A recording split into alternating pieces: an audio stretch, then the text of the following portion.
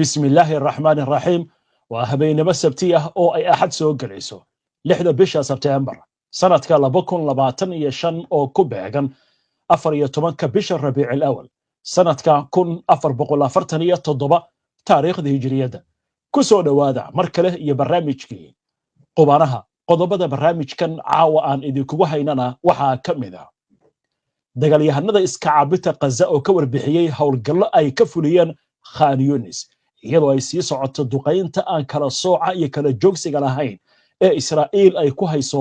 marayka Gaza kumanyaal kun oo Israa'iiliyiin ah oo ka soo horjeeda dagaalka Netanyahu oo caawa ku banaan baxaya magaalooyin fara badan waxay dalbanayaan dagaalka in la joojiyo isla markaasna la gaaro heshiis maxaabiista la isku dhaafsanayo Spain oo lagu wado inay cunaqabateyn hubka ku soo rogto Israa'iil madaxweynaha Venezuela Nicolas Maduro ayaa wacd ku maray in si geesinimo leh ay uga hortagi doonaan haddii Mareykanku weerar ku soo qaado militariga Suudan oo shaaciyay inay ka go'an tahay sidii go'doominta ay uga qaadi lahaayeen magaalada Al-Fashir ee ay hareereeyeen maleeshiyada RSF dowladda Poland oo xabsiga dhigtay wakiilo Israa'iiliyiin ah oo hubka iibiya kuwaasi oo dacwad ay ku soo oogtay hay'ad arrimaha Falastiiniyiinta u dhaqaaqda sheekada ugu dambaysa ee barnaamijkan idinku hayaana waxay ku aadan tahay dayax madoobaad la filayo habeen dambe in adduunyada uu ka dhaco Soomaaliya ayaa ka mid ah meelaha sida weyn looga arki doono dayax madoobaadkan oo ay hadal lahayn weyn ka dhaliyay baraha bulshada isla markaasna cirbixiyaanadu ay sugayaan dhammaan wararkan iyo qodobo kale oo faahfaahsan iyo wixii warah ee soo kordhay intaynu hawada ku jirno ayaan idinkugu soo gudbinaynaa barnaamijka qubaraha soo dhawaada mar kale daawadayaal si aad u hesho wararka barnaamijyada iyo macluumaadka aynu halkan ka soo gudbinayno haddii aad ku cusub tahay baraheena bulshada amaba horay aadan ugu xirnayn hadda ku soo biir waana ku mahadsantihiin daawashada barnaamijka caawa waxaynu ku bilaabaynaa xiisadda ka dhex aloosan Mareykanka iyo Venezuela iyadoo maanta madaxweynaha Mareykanka Donald Trump digniin uu u diray Venezuela isla markaasna uu sheegay in ay soo ridi doonaan haddii mar dambe diyaaradaha Venezuela ay u soo dhawaadaan maraakiibta Mareykanka ee xeebaha Caribbean-ka ku sugan in markaa xaaladdu ay isbedeli karto oo diyaaradahaasi la soo ridi doono haddaba war kale oo jawaab u ah digniinta Donald Trump ayaa waxay ka soo yeertay madaxweynaha Venezuela madaxweyne Nicolas Maduro ayaa ka shaqeeyay in dalkiisu dagaal hubeysan uu kala hortagi doono Mareykanka haddii uu soo weeraro hadalkan ayuu jeediyay madaxweynaha Venezuela xilli kulan uu kula yeeshay taliyaasha ciidamada magaalada caasimadda ee Caracas si uu uga hadlo hanjabaadda madaxweynaha Mareykanka Donald Trump ee Venezuela uu ku yiri waxaan soo ridi doonaa diyaaradihiina iyadoo ay muuqato in madaxweyne Maduro uu haysto taageerada ciidanka oo diyaar u ah inay la galaan dagaal hubeysan Mareykanka waxaa dadkiisa uu sheegay in haddii Venezuela la soo weeraro ay si buuxda ugu diyaar garoobaan dagaal hubeysan madaxweyne Maduro horay wuxuu u cilaamiyay in shacabka la tababaro si ay uga qayb qaataan ololaha weyn ee lagu abaabulayo ciidanka kaydka qaranka waxaana la filayaa in tirada ka qaybgalayaasha maleeshiyaadka sida ciidanka loo diyaarinayo ay dhaafto 8 milyan oo qof marka lagu daro qiyaastii 4.5 milyan oo horay uga mid ahaa maleeshiyada kaydka ah waxa muuqata in madaxweyne Trump uu doonayo inuu hirgeliyo qorshihiisa dagaal isagoo bedelay magaca waaxda difaaca ee Mareykanka una bedelay waaxda dagaalka sida ay leeyihiin qobarada waxaana la sheegayaa in uu muujinayo doonistiisa weerar ka dhanaha Venezuela Nicolas Maduro ayaa waxa uu ka digay ficilada Washington wuxuuna yiri annagu nabad sameeyaal ayaynu nahay laakiin sidoo kale waxaan nahay qowmiyad dagaalyahana qofna na adoonsan maayo Mareykanku waa inuu ka tanaasulo qorshihiisa ah in nidaamka Venezuela lagu bedelo xoog madaxweynaha Mareykanka ayaa ku eedeeyay Maduro dacwad la xiriirta daroogo waxaana waaxda cadaaladda ee Mareykanku ay soo saartay abaalmarin lacageed oo gaaraysa 50 milyan oo dollar ah oo ay ku bixinayso cid kasta oo soo qabata madaxweyne Maduro isagoo lagu eedeynayo inuu hogaamiyo waa si hadalka loo dhigay kooxaha daroogada ka ganacsada sida laga soo xigtay warbixinta macadka caalamiga ee daraasaadka istiraatiijiyadda ee magaciisa loo soo gaabiyo IISS ciidamada qalabka sida ee Venezuela tiradooda waxay dhan tahay 123,000 marka lagu daro 220,000 oo ah kuwa kaydka laakiin waxa intaasi dheer 100,000 oo maleeshiyad ah oo ah dadweynaha oo loo diyaarin karo ciidan miisaaniyadda dhanka ciidanka ee Venezuela ayaa waxay dhan tahay 2.6 ilaa 3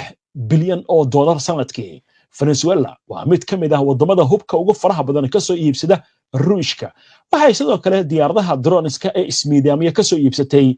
Iran arrintaasi oo la sheegayo in Mareykanku uu aad uga biyadiidsan yahay wahagaag waxay ku soo kordha xiisadan aynu arki doonaa markan aynu eegno xagga qaaradda Afrika iyo dagaalka Suudaan oo war kale caawa uu ka soo kordhay militariga dalka Suudaan ayaa waxa ay xaqiijiyeen inay ka go'an tahay in ay qaadaan go'doominta maleeshiyada gurmadka degdega ee RSF ay ku hayso magaalada Al-Fashir ee gobolka Darfur wariyaasha ka soo waramaya furimaha hore ee dagaalka ayaa soo warinaya in ciidanka Suudaan uu joojiyay horumarkii maleeshiyada RSF ay ka wadeen jidda koonfureed ee Al-Fashir iyadoo duleedka magaaladaasina lagu garaacayo madaafiic joogto ah oo ay soo riidayaan maleeshiyada RSF waxaa intaasi la raaciyay in inta badan cisbitaalada Al-Fashir ay ka baxeen amaba ay gabeen adeegii sababa la xiriira madaafiicda soo noqnoqotay 900 oo kun oo qof ayaa la ildaran gaajo sababtuna waxay tahay go'doominta magaalada lagu hayo sida ay sheegeen mas'uuliyiinta deegaanka weerarada ciidamada RSF ay ku hayaan ciidanka Suudaan ee uu hogaamiyo Abdul Fattah al-Burhan madaxa golaha sare ee kumeel gaarka ee dalka Suudaan ayaa toddobaadyadii la soo dhaafay si xoogaystay gaar ahaan magaalada Al-Fashir iyadoo caalamku uu ka digayo qatarta dagaaladaasi maadaama Al-Fashir ay tahay xarunta hawlaha bini'aadantinimo ee 5 gobol ee Darfur maleeshiyada gurmadka degdega ah ayaa tan iyo bishii May 2023 waxay go'doomin ku hayeen magaalada Al-Fashir oo ah magaalada kaliya ee weyn ee gobolka oo ay gacanta ku hayaan ciidamada General Abdul Fattah al-Burhan madaafiicda goosgooska oo ay ridayaan ciidamada RSF ayaa beegsanaysa goobo ka tirsan magaalada gaar ahaan xaafadaha ay gacanta ku hayaan ciidamada ila wareedi ayaa waxay sheegayaan in madaafiicda ay ridayaan ciidamada RSF ay ku soo dhaceen xaafadaha dadka rayidka ay degan yihiin waxaana la sheegayaa inay geysteen qasaare aad u ballaaran wahagaag waxaan u gudbaynaa gordhow wararkii ugu dambeeyay ee Gaza halkaasi oo lagu soo waramayo in duqeyn ba'an Israa'iil ay wado xogaga iska caabinta ee Falastiiniyiinta waxay ka warbixiyeen howlgal militari oo ay ka fuliyeen Khan Yunis dhanka Israa'iilna caawa banaanbaxaya ayaa ruuxaya xagga Gaza aynu qoraansanah iyadoo dagaalka 700 oo habeen uu dhaafay caawa militariga Israa'iil ayaa sii wada duqeynta intaan u imaanin duqeymaha Israa'iil ay geysatay iyo qasaaraha ka dhashay aynu eegno war gordhaweyta telefishinka Al Jazeera uu tabiyay oo ku aadan xogaga iska caabinta ee Falastiiniyiinta howlgal ay ka fuliyeen Khan Yunis dagaalyahanada Al-Qassam ayaa waxa ay sheegeen in ay madaafiic ku garaaceen ciidan Israa'iiliyiin ah iyo gaadiidkooda oo ku sugnaa deegaano ka tirsan dhanka galbeed ee magaalada Khan Yunis waxaana ay sheegeen inay toos u beegsadeen ciidankii gaadiidkii qasaarana ay gaarsiiyeen dhinaca kale Israa'iil ayaa sii wada duqeynta aan arxanka iyo kala soocan lahayn waxaana la sheegayaa in 62 qof tan iyo saaki waa bariga lagu diray duqeymahaasi iyadoo dagaalka caawa uu galay habeenkii 701 dadka Falastiiniyiinta ee dagaalka ku dhintay tan iyo 7 bishii Oktoobar 2023 imika tiradooda waxay dhan tahay 64,368 qof dhaawaca ayaa wuxuu marayaa 162,367 qof in ka badan 10,000 oo qof ayaa lagu soo waramayaa in la la'yahay 100,000 oo qof ayaa barakacay 382 qof oo ay ka mid yihiin 135 caruur ah ayaa waxay u geeriyoodeen gaajo haddaba iyadoo xaaladdu sidaasi ay tahay ayaa wargeyska Haaretz ka soo baxay Israa'iil goordhaweyta wuxuu daabacay in kumanaan kun oo Israa'iiliyiin ah mudaharaadyo ay ka dhigayaan magaalooyin badan oo kamid ah Israa'iil waxaana kamid ah magaalada Qudusta la haysto Tel Aviv iyo Haifa waxay dalbanayaan in la soo celiyo maxaabiista Israa'iiliyiinta telefishinka kanaal 13 ee Israa'iil laga leeyahay ayaa ka soo xigtay hooyada mid kamid ah maxaabiista lagu haysto marayka Gaza in sarkaal uu u sheegay qatarta wiilkeeda uu wajahayo waxaana uu tilmaamay sarkaalkaas sida hooyada ay sheegayso in maadaama la kordhiyay dagaalka qatarta wiilkeeda la kulmi karana ay kordhayso dhanka dibadda markaynu eegno dowladda waddanka Spain ayaa lagu soo waramayaa in maalinta talaadada golaha wasiiradu ay ka doodi doonaan hindise ah in hubka laga mamnuuca Israa'iil loo dhoofinayo bishii July wasiirka arrimaha dibadda ee Spain Jose Manuel Albares ayaa ku baaqay in la joojiyo iibinta hubka Israa'iil sabab la xiriira xadgudubyada ay ka geysanaysa Gaza halka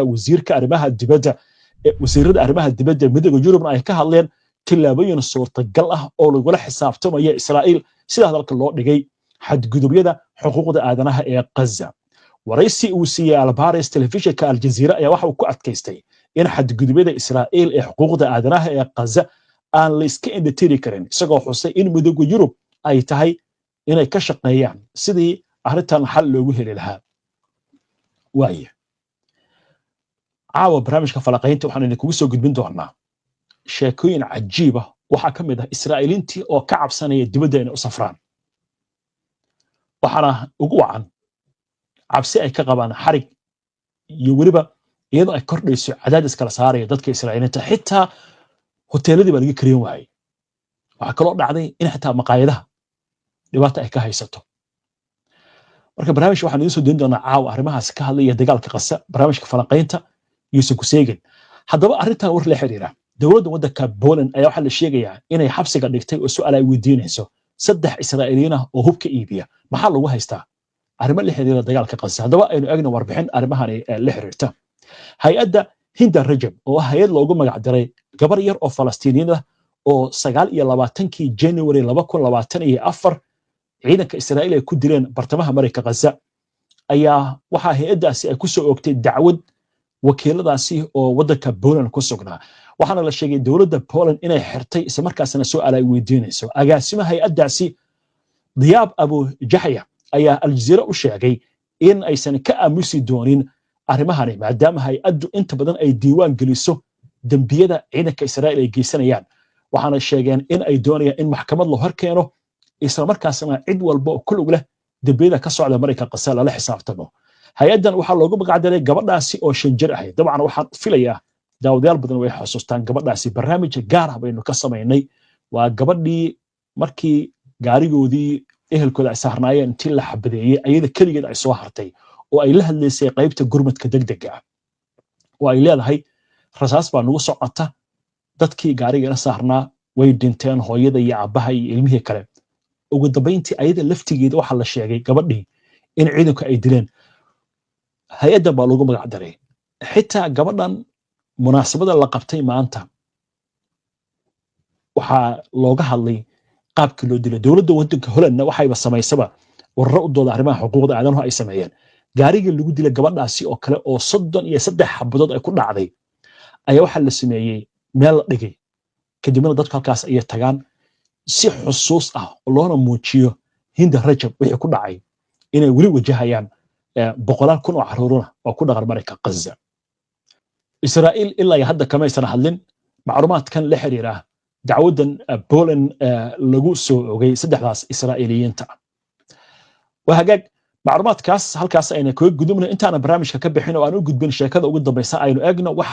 ورره يكسر كرنا برنامجها وحل الشيء يا إن برنامجيدو أيهين كوا أدو بلارن كومنيال كون أوقف أي وحل الشيء أنا كقيب قادنا يعني لأنك قزنا ضد أدو فربضان أي إسرائيل كأمرت إنه كبحان برتمه أمريكا قزة جارهان مقالة قزة يدو إسرائيل أي دوقين السمياش دار والشيء إسرائيل كو أدينس حماس إن استعماله لكن حماس وحل هذا هي arrintan waa gumaad iyo qorshaha barakacinta dadka reer Falastiin war hadda soo dhacay wargeyska Israa'iil Hayom ayaa waxa uu qorayaa in dhowrkii maalmood ee la soo dhaafay wada hadallo qarsoodiye ay u socdeen Hamas iyo Mareykanka dabcan waa la socotaan wararkay ugu dib waxaan idinkugu soo gudbinay Donald Trump oo sheegay afkiisana ka qiray in wada hadallo qoto dheer si hadalku u yiri ay kula jiraan Xamaas lama oga ilaa hadda waxa laga wada hadlayo laakiin arrintan waxay ku soo beegmaysaa iyadoo ergeyga Mareykanka ee bariga dhexe Stephen Witkoff uu gobolka imika socdaal uu ku marayo lama oga waxa ka soo bixi doona arrintan Xamaas waxay ku adkeysanaysaa Israa'iil inay kala baxdo ciidankeeda dagaalkan si buuxda loo joojiyo Mareykanka se go'doominta laga qaado gargaarkan la fasaxo dib u dhisna la sameeyo natiijo wuxuu ku adkeysanayaa Xamaas inay hub ka dhigto maxaabiista dhamaan la soo wada daayo Mareykanka sana dib dambe Xamaas aysan u maamulin waa laba mowqif oo aad u kala fog laakiin ugu dambeyntii waxay ku soo dhabaan kartaa ayaa la leeyahay cidda goobta dagaalka gacanta ku dhigta ama libita yeelata Israa'iil si kastoo ciidan ay guuleysay Mareykanka qubarada waxay leeyihiin hadafkeedii kuma guuleysan waynu arki doonaa waxay ku soo kordha arrimahaasi hagaag sheekada ugu dambeysay ee barnaamijka aynu ku soo gabagabay jirnay ayaynu soo gaarnay alaab waxaynu ku soo qaadanaa sheeko ka duwan sheekooyinka barnaamijka aad ku soo daawateen waxaan idin haynaa sheekada ku saabsan habeen dambe oo dunida laga filayo dayax madoobaad haddaba aynu eegno wararkan iyo waxa laga qoray culimada ku xeesha dheer arrimaha xidigista ayaa waxay sheegayaan in wax ay ugu yeereen dayax dhiig leh la arki doono macnaha dayax ayaa wuxuu noqon doonaa sida dhiig oo kale ama gudud dayax madoobaad xataa ma ahan dadka xiiseeya cilmiga xidigiska ayaa waxay heli doonaan fursad ay ku arki karaan baa layiri habeenimada axadda dayaxa dhiig ah waxaana la sheegayaa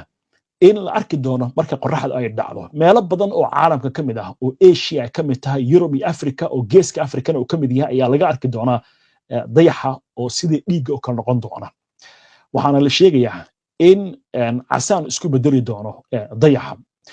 culimada xidigiska ayaa waxa ay sheegayaan in dadku markaas ay u fududaan doonto inay arkaan oo meelo badan laga arki doono dayax madoobaadkaasi arrintan waxay ku soo aadaysaa iyadoo qorraxdu ay madoobaatay 12 bishii August 2026 qorrax madoobaadkan kale